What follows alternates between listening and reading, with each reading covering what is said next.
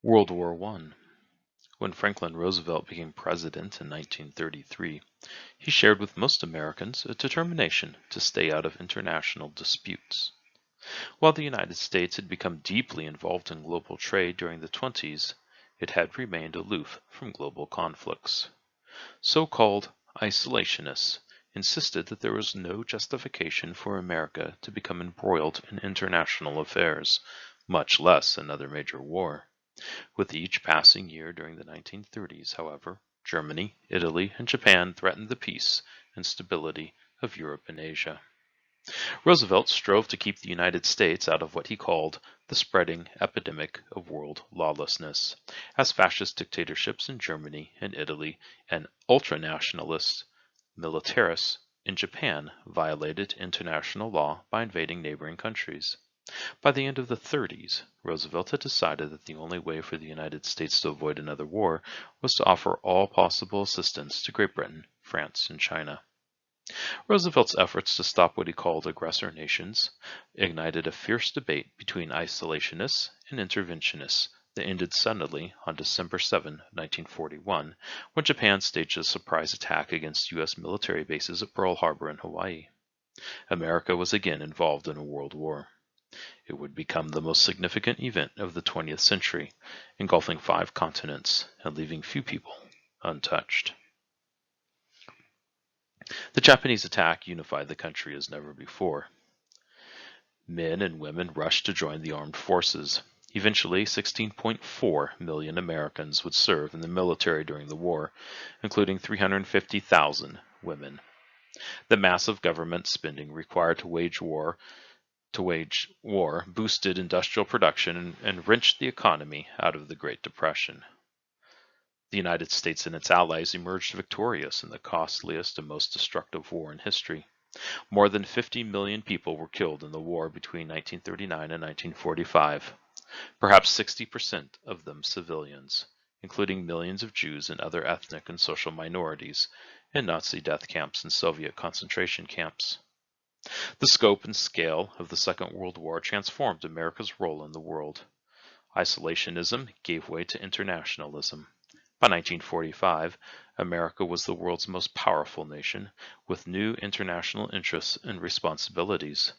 Instead of bringing peace, however, the end of the fighting led to a new Cold War between 2 former allies, the United States and the Soviet Union. So as we go through this lecture, we should be able to answer these questions by the time we are done. Our first question: how did German and Japanese actions lead to the outbreak of war in Europe and Asia? How did President Roosevelt and Congress respond to the outbreaks of war in Europe and Asia between 1933 and 1941? What were the effects of the Second World War on American society? What major factors enabled the United States and its allies to win the war in Europe? How were the Japanese defeated in the war in the Pacific? And how did President Roosevelt and the Allies work to shape the post-war world? In 1917, Woodrow Wilson had led the United States into the Great War to make the world safe for democracy. In fact, though, democracy was in retreat after 1919, while Soviet communism was on the march. So too was fascism, a radical form of totalitarian government in which a dictator uses propaganda and brute force to seize control of all aspects of national life: the economy, the armed forces, the legal and educational systems, and the press. Fascism in Germany and Italy thrived on a violent, ultranationalist patriotism and almost hysterical emotionalism built upon claims of racial superiority and the simmering resentments that grew out of defeat in the Great War. At the same time, halfway around the world, the Japanese government fell under the control of expansionists eager to conquer China and most of Asia. Japanese leaders were convinced that theirs was a master race with a mission to lead a resurgent Asia, just as Adolf Hitler claimed that Germany's mission was to use its supposed racial supremacy to dominate Europe. By 1941, there would be only a dozen or so democratic nations left on Earth. Below here we have Hitler performing the Nazi salute at a rally, And we might want to note here in this photograph some of the tools used to help invigorate and energize the Nazi base. The large banners, we can't obviously hear it here, but the triumphant music, the mass rallies, and of course the speeches by Hitler himself. To the right here, we have Benito Mussolini's headquarters in Rome's Palazzo Braschi, which bore this oversized reproduction of his head, which quite frankly is a little weird. But anyway, so that is the headquarters of his party there in Rome. To speak more specifically, just for a moment, of Italy and Germany,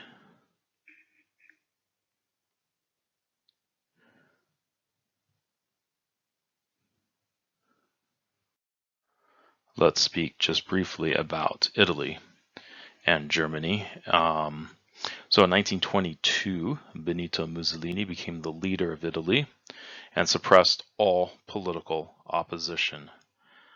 He himself was not the best statesman, but through violence primarily and the generation of fascism, he is the one that creates the fascist party. And fascism comes to us from Mussolini's Italy and his party. So through fascism, which we already have defined as a radical form of totalitarian government, in which the dictator, in this case Mussolini, right, uses propaganda and brute force to seize and control all aspects of life, and he does that in Italy. The factors that lead to his ability to do this are very similar to what happens in Germany. Primarily the Great Depression and the result of the aftermath, I should say, of the Great War, World War I. In Germany, Adolf Hitler is named Chancellor in 1933 and begins to rearm in direct defiance of the Versailles Treaty that ends World War I. He begins to rearm Germany. Germany also leaves the League of Nations and goes on its own. In 1934, Hitler begins taking back for Germany what the Treaty of Versailles had taken away. The Saar Basin was returned in 1934 and the Rhineland in 1936. And when I say returned, we should mean Germany takes it. It is not willingly given back to Germany. France, being the neighbor of the Rhineland, refuses to respond to this aggressive maneuver and obvious violation of the Treaty of Versailles. So France stands pat and kind of lets it happen. Italy also expands and looks for an expansion, and they move to Ethiopia, which had been a colony and part of Italy until 1896. And they establish a colony by force in Ethiopia in 1935, and they have to return in 1937 to kind of do it again and reestablish their presence there. Italian and German troops also see action in the Spanish Civil War, where another nationalist fascist party is attempting to take power, led by Francisco Franco, against a brand new Republican form of government in Spain.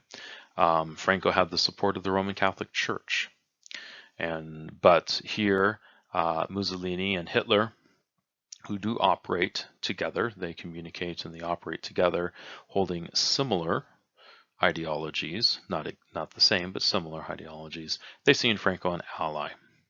The United States, of course, also unofficially sends support and soldiers who are, quote, volunteers, and they go and they volunteer for the Republican government. So there's some unofficial support from the United States for the Republican form of government in Spain at this time. And then around the globe, in 1937, Japan's aggression in China erupts.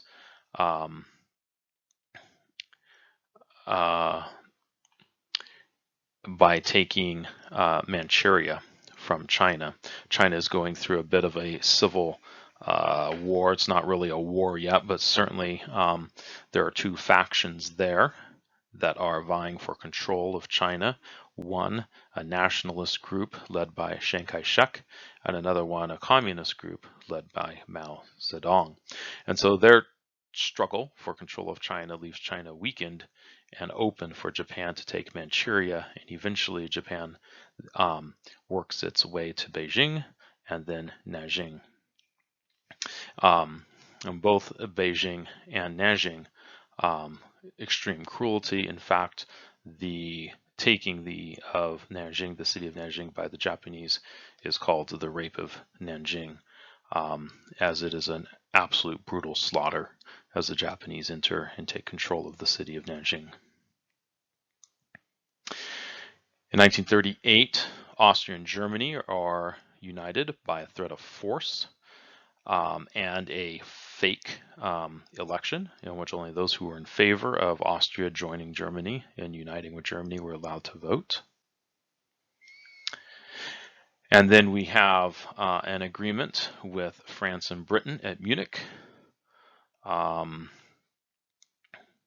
in which France and Britain decide not to challenge Germany again, fearful of a return of war. And although Britain had been on the winning side of the Great War and France had also been on the winning side, neither of them had any appetite for war. France in particular, which had been devastated in World War I, had no interest in sparking another war. And so at a Treaty of Munich, they agreed that the Sudetenland, which was part of Czechoslovakia, with about 3 million ethnic Germans there, could join Hitler's Germany.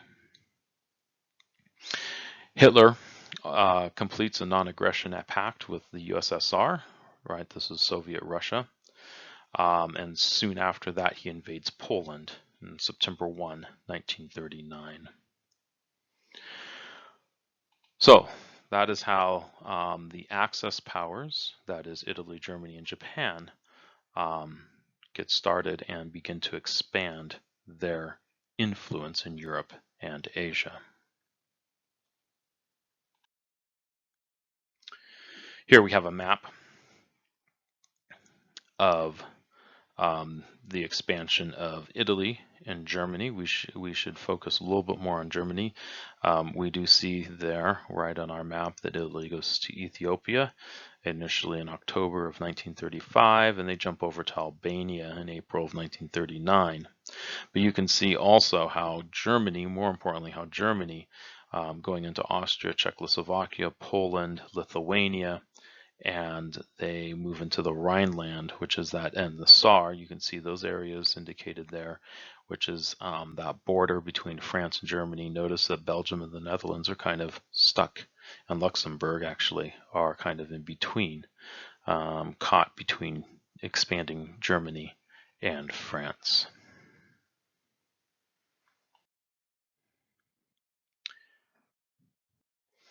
Returning back to the United States, I mentioned in the introduction that the United States goes from an isolationist standpoint to an interventionist standpoint. And this was not an easy transition. There are many people that are opposed intervening in this war at all. Here we have a cartoon, from 1938, showing how U.S. foreign policy is entangled by the serpent of isolationism. We have a variety of different people here, FDR and others, help them, telling Uncle Sam, the United States, we should go help them. We have another one here, the tail end of the serpent, saying do nothing, and poor Uncle Sam just can't really do anything because of that tension there. And then, of course, we will get to him in a moment. But here to our right is a portrait of the brutal leader of the Soviet Union who rises to power after the death of Vladimir Lenin. and is the leader of the Soviet Union throughout World War II. So as these aggressions begin to break out in Asia, right, Japan is the first one invading Manchuria, followed then by Italy into Ethiopia and Germany. FDR immediately declares the United States to be neutral in regard to the war in Europe. Congress passes a series of neutrality laws that help to aim the Allies while keeping the United States from being drawn into the war as it had been in the Great War. The Neutrality Act of 1935 prohibited the sale of American-made weapons to the Allies and the American citizens from traveling on ships owned by, American-made weapons to and American citizens traveling on ships owned by belligerent nations, meaning Italy and Germany and other nations that may be, quote, allied with them like Austria. Congress added a ban on giving loans to these belligerent nations in 1936. 1937, another Neutrality Act is passed, so-called the Cash and Carry Act, which allowed Roosevelt to sell non-military goods to belligerents if they paid cash and transported the goods in their own ships, allowing the United States to help the Allies and trade with them without putting their own ships and money at risk. The Rome-Berlin-Tokyo Axis Alliance of 1937 brings Japan, Germany, and Italy together in a formal alliance that sought to pursue their goals and bring other nations under their vision for the world.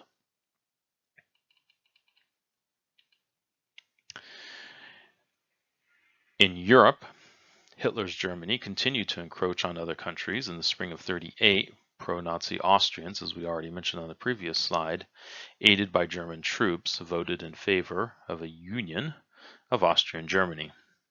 However, it was a sham election because they did not include voters who would have voted against the union, and particularly excluding Jews and liberals. Mussolini congratulated Hitler on his success. And as we mentioned in the previous slide, European nations failed to respond to the German expansion and the growing knowledge of Nazi treatment of Jews. In 1938, Hitler argued that the Sudetenland in Czechoslovakia should be part of Germany, as it included over 3 million ethnic Germans. The French and British leaders chose appeasement, meaning giving in, over standing up to Hitler, thinking that allowing him to take the Sudetenland would stop his aggressions. Britain's Prime Minister Neville Chamberlain famously claimed that the resulting Munich Pact had ensured peace for our time, peace with honor. Winston Churchill, then a member of the British Parliament, argued that Chamberlain had instead chosen shame and ultimately war because Hitler would break his promise and insist on taking other parts of Europe. Arguing that Germany required Lebensraum, or living space, Hitler invaded Poland on September 1, 1939, with an army of 1.5 million soldiers and thousands of vehicles. The Polish army fell before the full brunt of the German assault. 16 days after Poland was invaded by the Germans from the west, the Soviet Union attacked them from the east. These two nations had entered into the Nazi-Soviet Non-Aggression Pact on August 23, 1939, shocking many who viewed Nazism and communism as mortal enemies. And in fact, in their rhetoric, particularly in the fascist rhetoric of Hitler's Nazi party, communism was a mortal enemy. But these two, Stalin and Hitler, both totalitarian leaders, viewed this agreement as a way to fulfill their own objectives while avoiding war with each other, at least for a time. In the agreement, Hitler and Stalin agreed to divide Poland and other northern and eastern European nations among themselves. Hitler and Stalin both viewed Poland as a territory to be conquered and the Polish people as inferior. On September 3, 2 days later, 1939, Britain and France declared war against Germany, bringing their respective empires into the war along with them.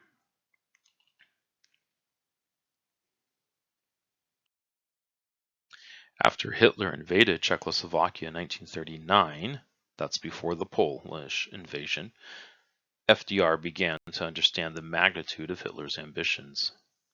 He persuaded Congress to pass the Neutrality Act of 1939. This is the third one we've mentioned, which allowed sales of war material to nations that paid in cash and shipped their goods back home on their own vessels. Following the invasion of Poland, the Axis remained quiet until the next spring. Then, on April 9, 1940, Germany launched a blitzkrieg, or lightning strike, against Denmark and Norway. Churchill became prime minister in May of 1940 when Chamberlain stepped down because his efforts at appeasement had failed.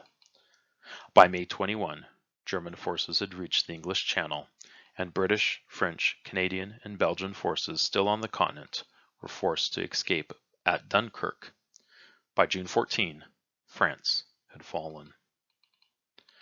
Of the allies in the Great War, only England remained as a sovereign nation, with the French military opposition forces led by Charles de Gaulle sheltered in England after French leaders surrendered to Germany on June 14, 1940. FDR began sending supplies to Great Britain to keep them in the fight. Churchill recognized the need for the United States to officially enter the war on the Allied side. Here we have a picture of Churchill. Here we have a picture or a photograph of London set aflame by a German bombing raid in 1940. It was during these raids that Winston Churchill famously said, "We shall never surrender."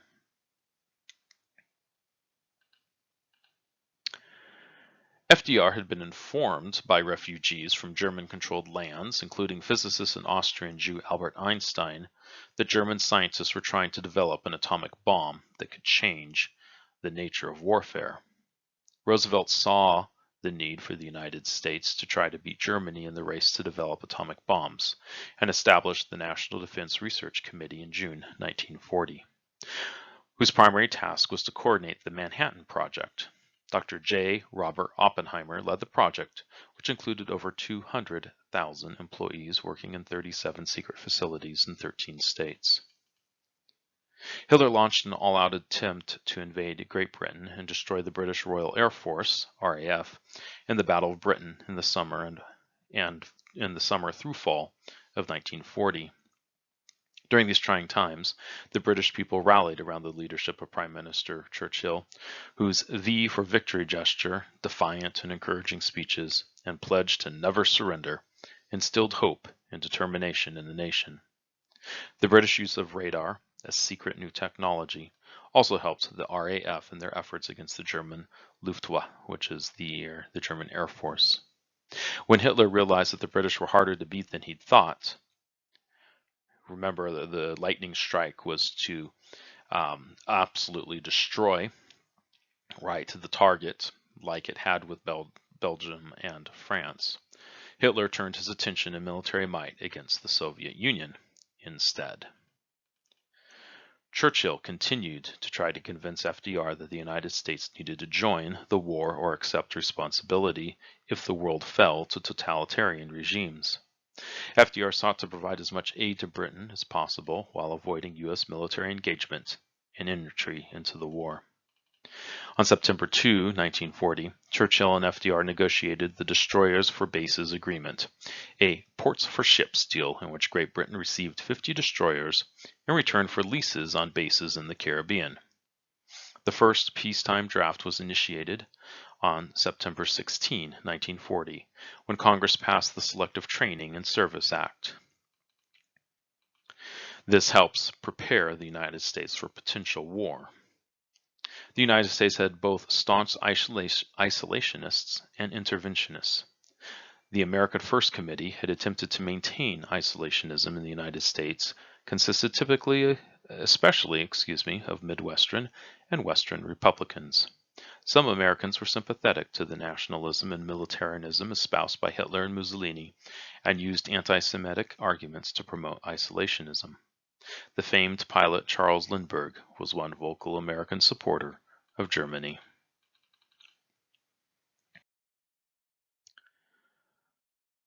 Roosevelt's third term. FDR was the first president to seek and win a third term as president. At this time, it was not against the Constitution to do this. It was just it just went against the precedent set by George Washington when he decided not to seek a third term.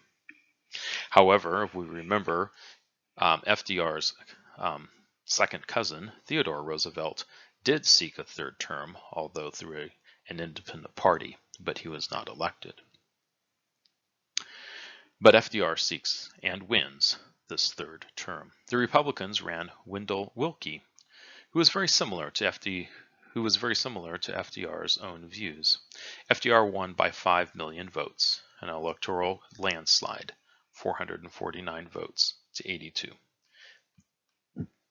Avoiding complications with laws forbidding loans to nations who had defaulted, FDR would initiate the Lend-Lease program in an act to promote the defense of the United States, in which the president was given the right to lend or lease any war material he believed necessary to the defense of the United States. The United States sent a total of $50 billion in supplies to allied nations, including the British, Soviets, Free French, and Chinese, under this program, the Lend-Lease program. By June of 1941, Hitler controlled most of Europe, and Axis forces had taken most of North Africa. On June 22, 1941, Hitler violated his neutrality pact with Stalin and launched an invasion of the Soviet Union. The invasion, called Operation Barbarossa, was a war of annihilation and conquest.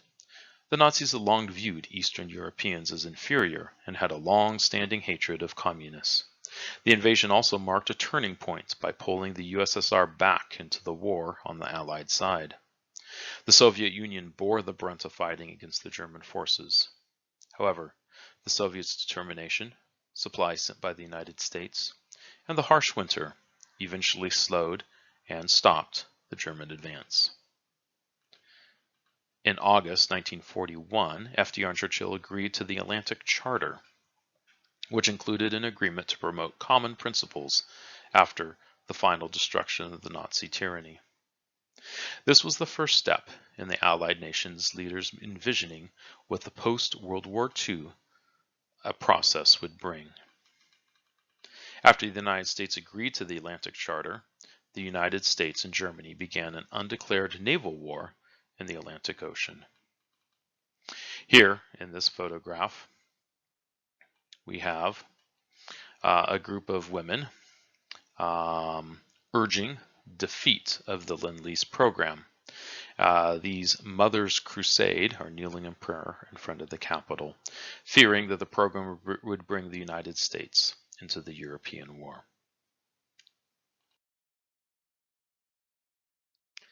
Here we have a picture of a destroyer exploding during the attack on December 7, 1941 of Pearl Harbor.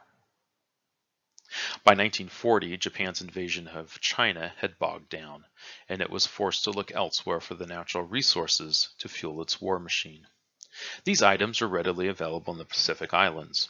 As Japan became more aggressive, FDR further limited the exporting of American goods to Japan, eventually cutting off oil, scrap, and iron shipments. Japanese leaders realized that in order for their attacks on the Pacific Islands to be successful, the U.S. Pacific Naval Fleet had to be eliminated.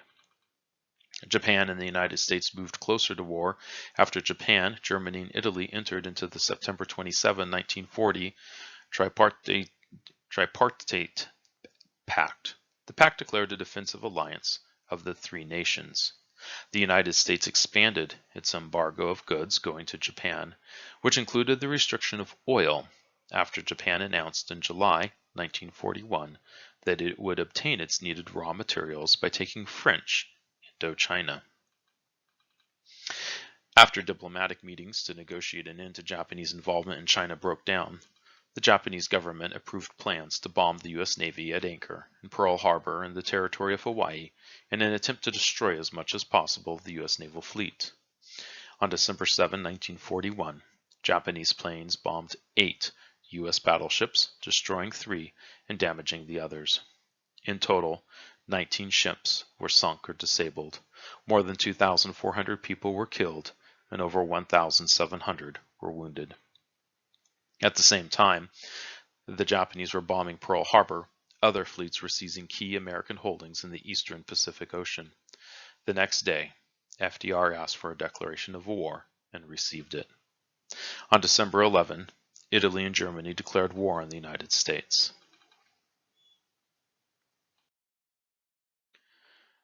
Very briefly here, we have a map of Japanese expansion before the attack on Pearl Harbor. Now we can see, right, Manchuria in 1932. Korea had been part of the Japanese Empire beginning in 1905 as a protectorate, and then annexed in 1910. Beijing, 1937. Nanjing, 1939. Shanghai, 1937. You can read through that and you can see that they're expanding down into Southeast Asia, where there is a lot of natural resources that Japan lacked. And with the embargoes from the United States, which had been an important trade partner with Japan, Japan needed to secure their own sources of these, and they did that by invading the islands here in the Pacific Ocean in Southeast China, or Southeast Asia, excuse me.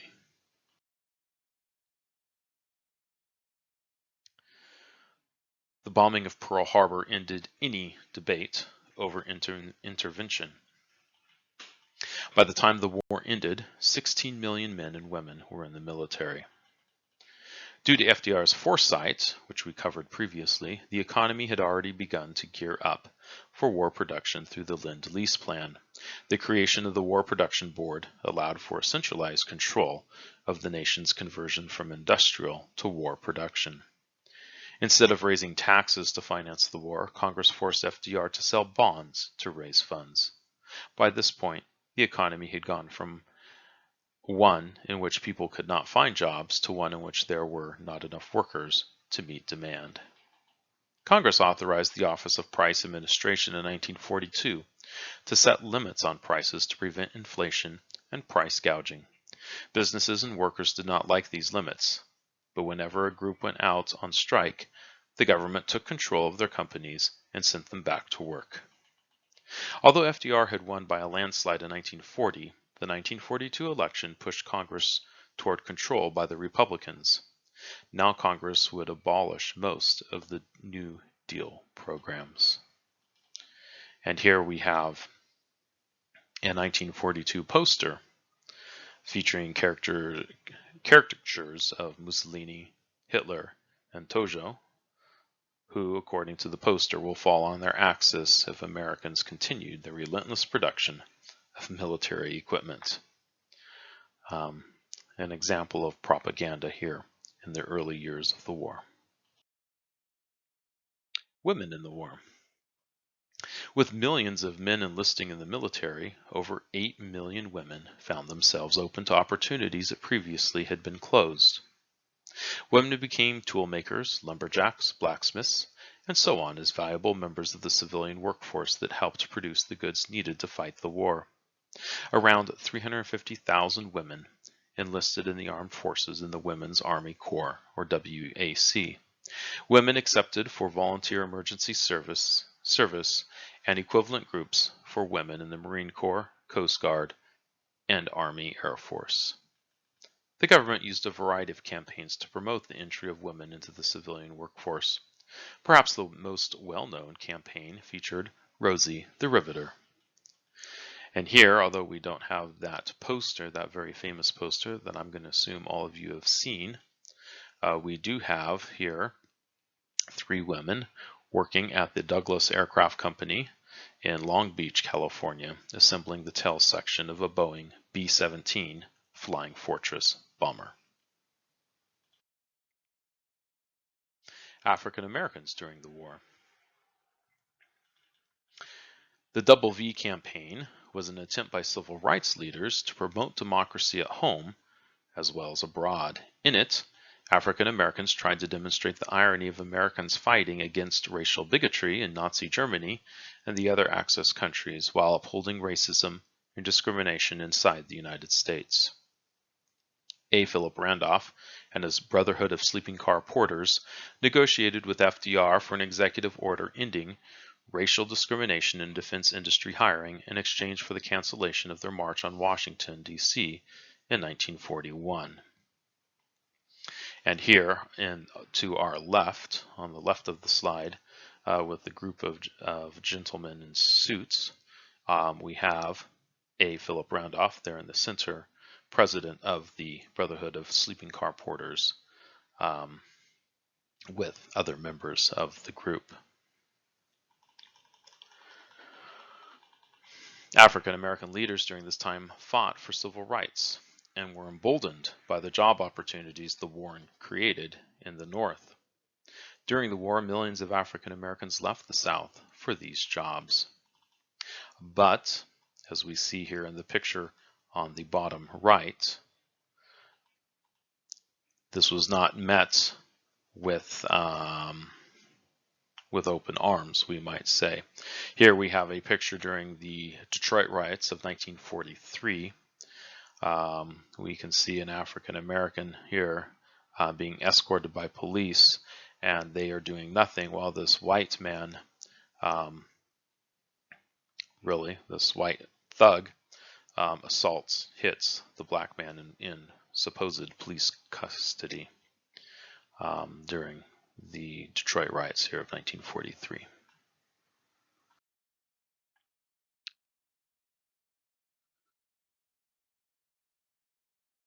Over 1 million African American service members were in the U.S. Armed Forces during the Second World War. Although they were enlisted, black soldiers were kept in segregated facilities and units from their white counterparts. Separate accommodations were kept for training them as well, such as the flight school at Tuskegee, which we see a photograph of some of the airmen here on our slide. And the school at Tuskegee is in Alabama. Although racial violence erupted during this time, it did not reach the extent of the incidents that occurred during World War I. Some military leaders, including Eisenhower, suggested changes to the U.S. military's policies regarding racial discrimination, partly in response to the need for more combat troops. Many African American service members distinguished themselves during the war. Mexican Americans in the war. In order to meet the wartime demands for their crops, Southern farmers began to recruit Hispanic workers from Mexico at harvest times. This was known as the Bracero program. The growth of Mexican Americans in Los Angeles and increased racial tensions in the city prompted a week-long riot known as the Zoot Suit Riot, which we have a picture of some who have been detained and arrested in their zoot suits here. And this comes from the popular suits among the Mexican American or Hispanic community, kind of an oversized suit that they wore.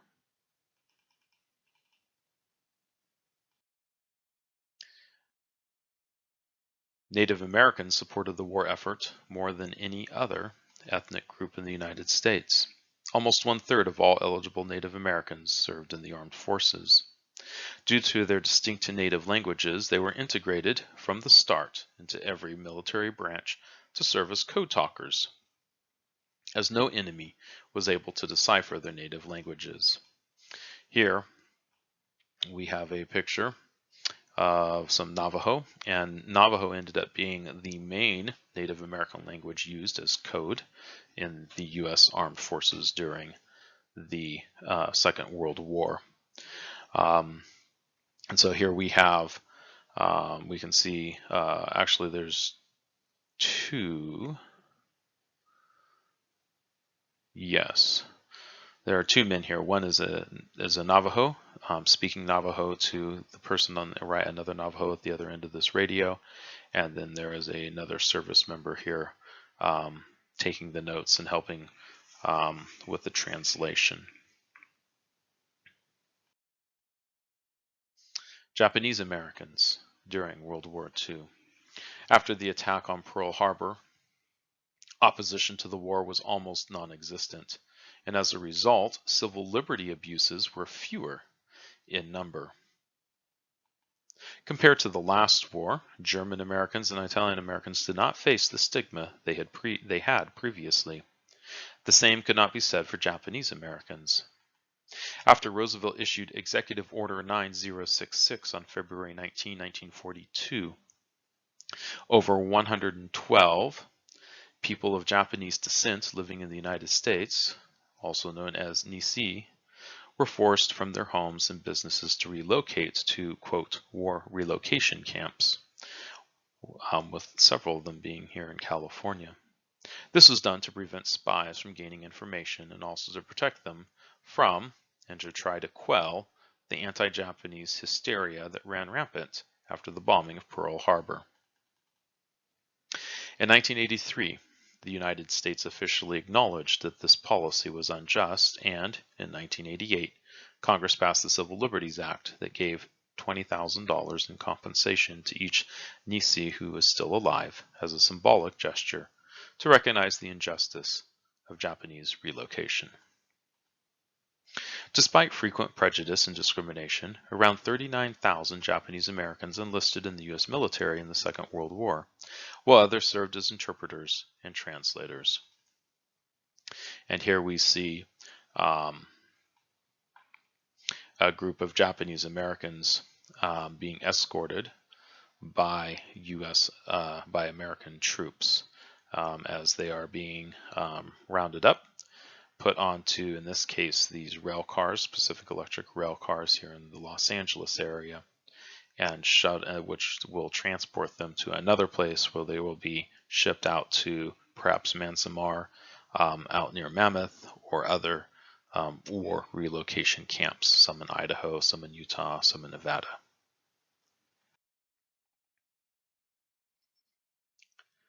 When the United States entered World War II, top priority was given to attacking Hitler and aiding the Allies in Europe. Once done, the Allies turned their full attention to Japan. The signing of the Atlantic Charter in 1942 established a joint war effort that would end only with a joint peace with the Axis powers.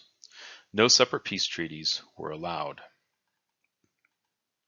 The first American forces battled the Axis in North Africa, where over 200,000 Germans and Italians were surrendered in May 1943. At a meeting at Casablanca, Winston Churchill and FDR agreed that only the unconditional surrender of the Axis powers would end the war. Here we have a picture of General Patton, commander of the U.S. invasion of Sicily. He had helped drive the German and Italian forces out of North Africa, and he continued up the boot of Italy. So he jumped across to Sicily, and then from Sicily he ended up jumping across to the main peninsula of Italy. At that point, the invasion of Sicily was the largest amphibious action in the war. And Patton, in true true to the film about him, if you're familiar with that film, Patton, had a different view on things, believing that war brings out all that is best in men. I personally am not sure I agree with that, but that was what he believed. Here in our map, we can see the various military alliances. So the dark orangish color ones are the official Axis powers, the core powers: Germany, Italy, Libya. Obviously, Japan is not in this because this map is only focused on Europe and North Africa. We can see, though, the areas that they controlled in 1942, controlling France, Belgium, the Netherlands, Norway, Sweden, the invasion line into the Soviet Union, all of Eastern Europe, Syria, Turkey remaining neutral, and the areas that they control in North Africa. The green are the Allies, and then we see the neutral parties there. Here, we can see some of the movements of troops. In this case, the Allied offensives are in the dark blue, and how that war, how the war in Europe in particular, begins to change. The invasion of North Africa and driving them out of North Africa, and then driving them north, where they're kind of driven into the Soviet Union, which is starting to push back into northern Germany. Kind of a pincer movement there to trap Italy and Germany between the Soviet Union and the British, primarily British and American forces moving up from North Africa. By mid-1942, thanks to radar and the breaking of Germany's submarine communication code, the Allied forces, particularly the United States and Great Britain, were able to transport troops across the Atlantic with very little risk of those troop ships being lost by German submarines. This is known as the Battle of the Atlantic, in which the Allied forces are able to take control of the Atlantic Ocean, in particular the English Channel, once again, and it is thanks to radar and breaking of Germany's submarine communication codes. Back to Africa, as the Allies have targeted Berlin and they are driving towards Berlin in this kind of pincer move to trap Germany between the Soviet Union and this invasion force from the south. I want to say more thing about Russia. The battle lines between Germany and Soviet Russia were quite destructive. A lot of civilian life was destroyed, was lost, I should say, during these battles. But this was drawing a lot of German attention, and so it did ease up or make it easier for Great Britain and the United States in particular to move through North Africa into Italy and then start to begin to move north, like we're going to talk about here briefly. Italy was supposed to protect that kind of southern border, and obviously they did not do as good a job as Germany would have hoped, because Germany was almost fully focused on its battle line with the Soviet Russia. Once the Allies take North Africa, they jump to the island of Sicily, and then they invade Italy proper. Mussolini is removed from power, and Rome is captured on June 4, 1944. FDR, Churchill, and Stalin then meet in Tehran, Iran, and there they agree at the Tehran Conference that they would continue to fight until Japan was defeated. The Tehran Conference obviously is a point in which these three, Stalin, FDR, and Churchill, are starting to believe that war will come to an end with their victory over Germany and Italy, but they must still continue to fight until Japan is defeated. While this is taking place, as British and American forces primarily are moving up, France is kind of fighting a guerrilla warfare in France with Charles de Gaulle leading the resistance within France proper. a thorn in the side of Germany, and Germany's main focus is on Russia. With the failure of the Battle of Britain and the loss of the control of the Atlantic, British and American forces in particular, but Allied forces in general, are able to bomb Europe, in particular Germany. The bombing of Germany was a constant event. Americans bombed during the day when the missions had greater accuracy, but of course were more dangerous. The British then bombed at night when it was safer. This was not thought of as the British failing to pull their own weight, but as a right earned since they had been involved from the start.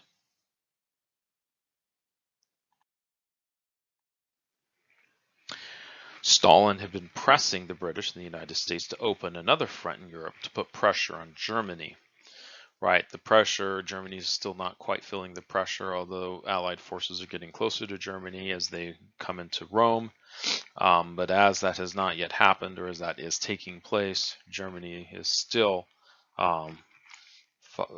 fighting, right, and putting a lot of pressure on the Soviet Union. And so the Soviet Union is asking for some help by opening yet another front. So the invasion of Italy is the Allied forces' first response, but the Allied forces, under the leadership of Supreme Commander of the Allied Expeditionary Force, Dwight D. Eisenhower, began planning what was called Operation Overlord, which was meant to open another front in northwestern Europe. The airborne and seaborne invasion was risky and included the largest invasion fleet in history. Hitler had concentrated his forces on the areas most likely to be used for an invasion attempt from England. It was up to the Allied forces under Eisenhower to defeat this Atlantic wall in order to invade France. On June 6, 1944, D-Day began. Over 5,300 vessels carried 370,000 soldiers across the English Channel.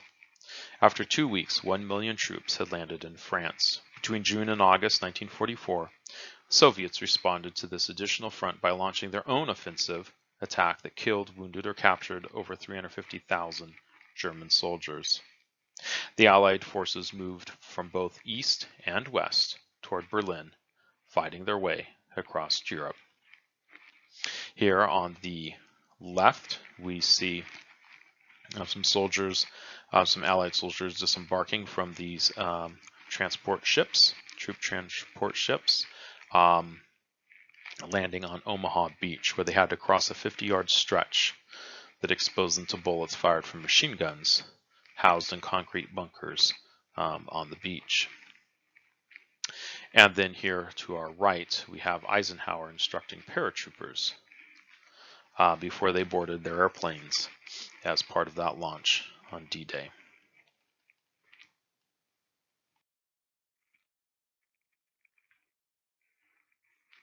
Fighting in France was fierce, right? Once those Allied troops landed in France, and on August 25, Paris was liberated from Nazi control.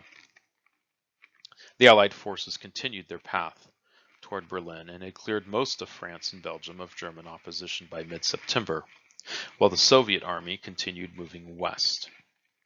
In total, about 1.2 million German soldiers were killed or wounded between June 6, 1944, which was D-Day, and May 8, 1945, which was Victory Europe Day.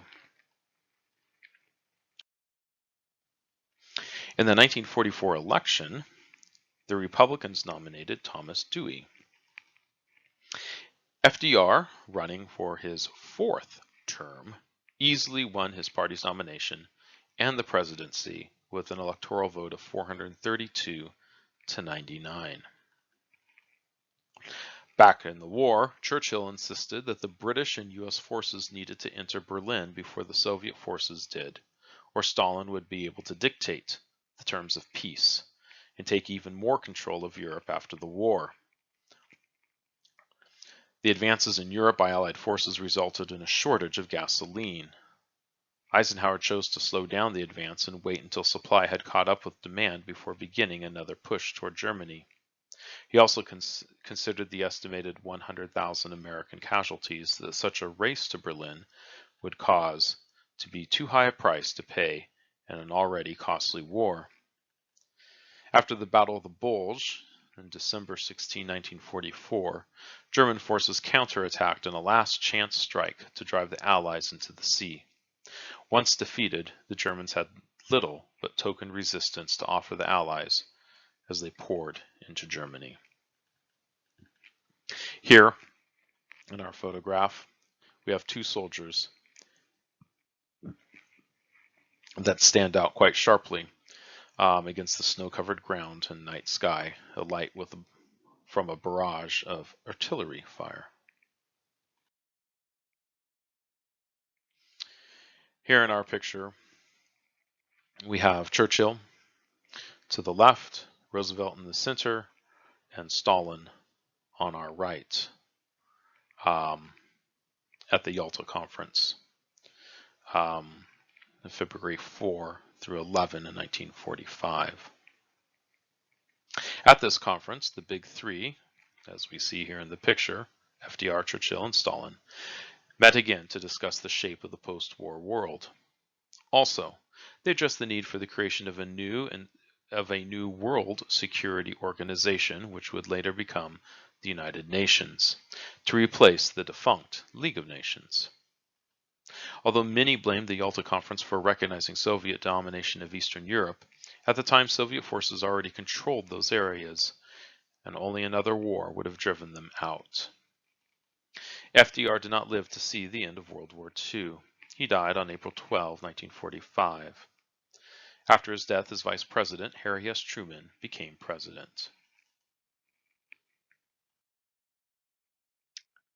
Hitler's Germany collapsed less than a month after FDR's death. Allied forces from the east met with Soviet forces from the west on April 25, and on April 28, Soviet troops entered Berlin, which fell to Allied forces on May 2. The remaining Axis forces in Italy surrendered the same day.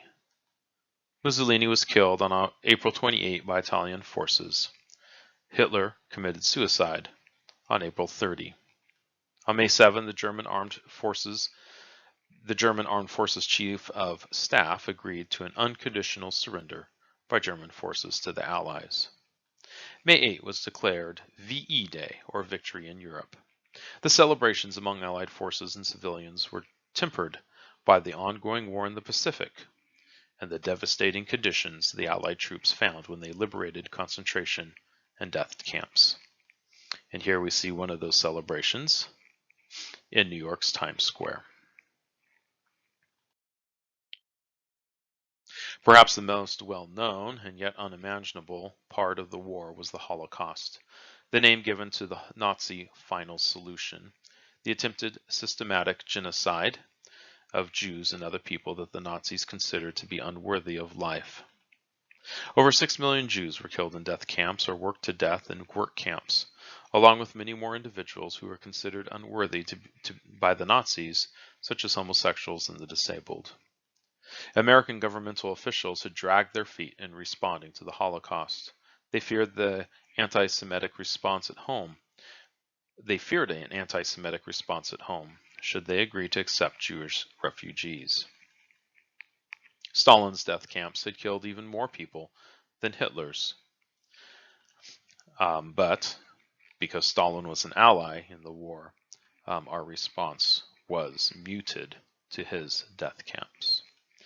Here we have a picture taken by a U.S. troop entering one of the concentration camps in Germany in May of 1945, taking a picture of what he found in that concentration camp.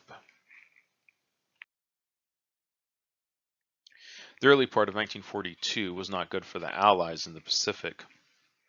Allied possessions in Guam, Wake Island, Hong Kong, and elsewhere fell to Japanese forces. The vital supply line from India to China, the Burma Road, was cut off by the Japanese, and Manila and the Philippines fell, leaving thousands of American soldiers prisoners of war, to be beaten and killed on the infamous Bataan Death March. However, A group of B-52s attacked Tokyo in 1942 from the carrier Hornet, showing the Japanese that the U.S. was not out of the fight. At the Battle of the Coral Sea, American vessels actually took more damage than their enemy, but they were able to repulse the Japanese threat to Australia. When Americans cracked the Japanese military radio code, it allowed Nimitz to anticipate Japanese Admiral Yamamoto's movements and plans and respond accordingly. The next major engagement came at the Battle of Midway, where the Japanese lost 4 carriers and the Americans lost only 1, plus a destroyer. From this point on, the Japanese Navy was on the defense for the rest of the war. And I should point out that one of the major failures of the attack on Pearl Harbor was that the aircraft carriers were not at Pearl Harbor.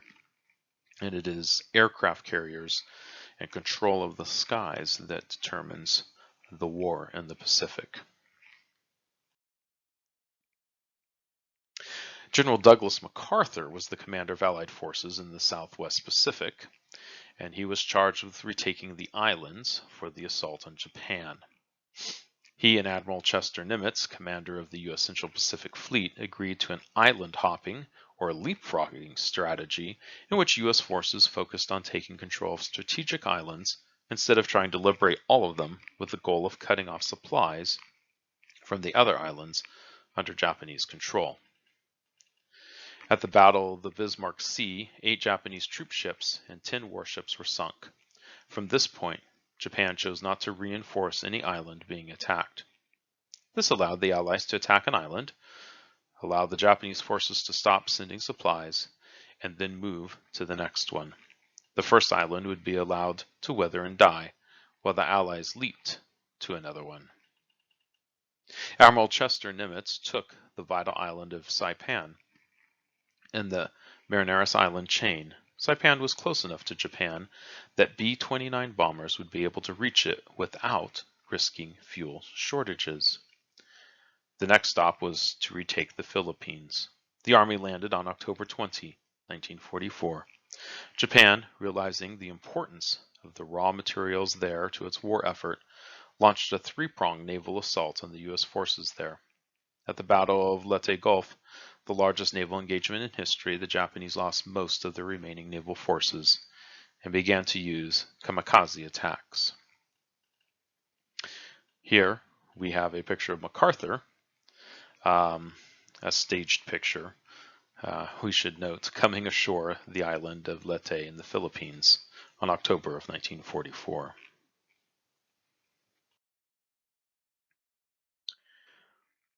Here we have a map of some of these movements, red being Japanese advances, blue being major Allied naval forces. We should also note that really the only Allied force in the Pacific theater of the war was the United States. There was some support from Great Britain and Australia, but very little from the Soviet Union, and virtually none from France, etc. With the war over in Europe, the battles in Japan took center stage. On February 19, 1945, Marines invaded Iwo Jima, whose only use was that of an emergency landing strip for crippled planes. After 20,000 casualties and 7,000 American deaths, compared with 21,000 of the 22,000 Japanese soldiers stationed on the island, Iwo Jima fell to the Americans. The prolonged fight to take Okinawa was the largest amphibious operation in the Pacific. Okinawa was located only 360 miles from the Japanese mainland and had been the planned staging point for an Allied invasion of Japan. Overall, about 35% of American troops, that is about 49,000, were counted among the casualties, that is killed, wounded, or missing. A third of the pilots and a fourth of the submarine personnel died in the costly battle. Operation Downfall was the plan to invade the Japanese mainland islands. As part of Operation Downfall, American B-29 bombing and firebombing raids on Tokyo and other Japanese cities increased. The extent of the devastation caused by these bombings was brutal, especially considering their impact on Japanese civilians. However, American military leaders had concluded that Japan would not surrender unless the Japanese experienced utter devastation. American leaders were also upset by the Japanese kamikaze attacks and the brutal treatment of Chinese civilians by the Japanese. They were also concerned that the Soviet Union, if it actually ended up sending troops to the war in support of the war in the Pacific, they would stake a claim to Japan as they had to Germany. The horrific loss of life in these battles led the government to look for ways other than manpower to end the war. From the start of the war, Hitler had been working on an atomic bomb.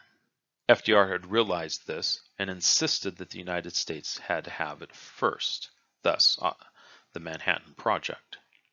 By August 1945, the Manhattan Project had produced a bomb, and Truman ordered it to be used on Japan if it did not surrender before August 3.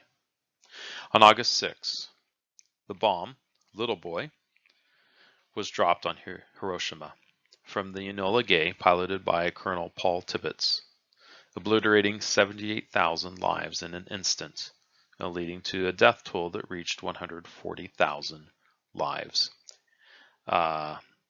when the others died from injuries and radiation poisoning. 2 days later, the Soviets finally declared war on Japan, and the next day, August 9, the second atomic bomb, Fat Man, was dropped on the port city of Nagasaki, killing around 71,000 people.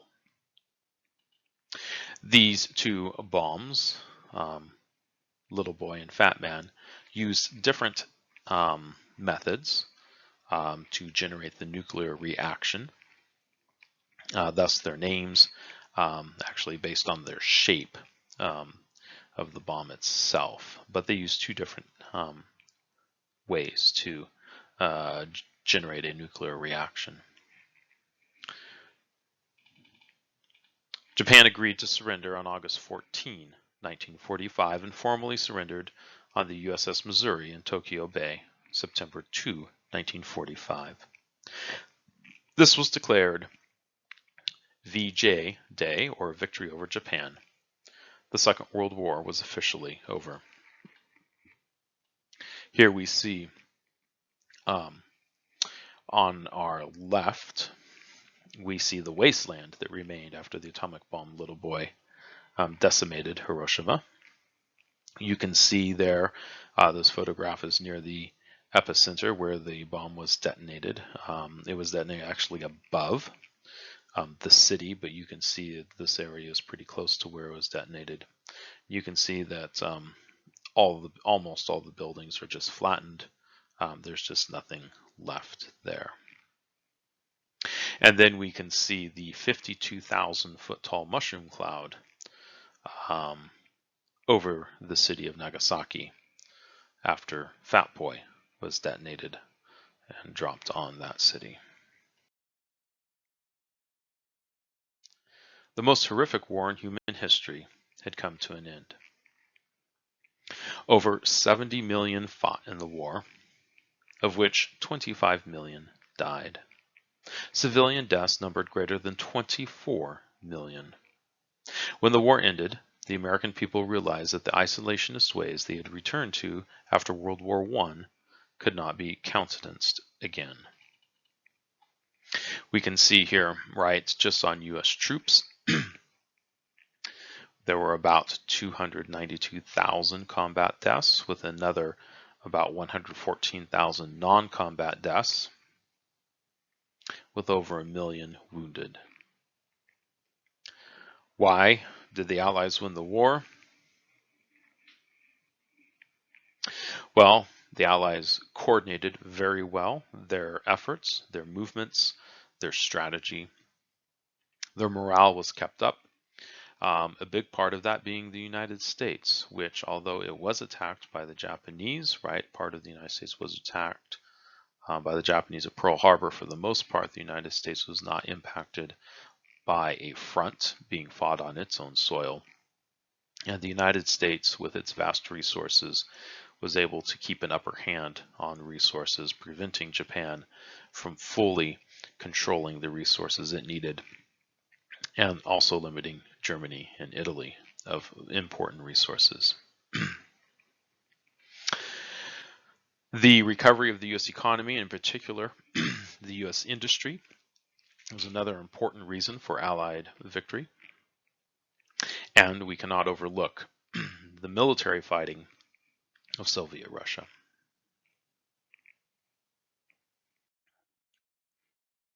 And World War II transforms the United States and people's perceptions of the role of the United States in the world, right? No longer isolationist.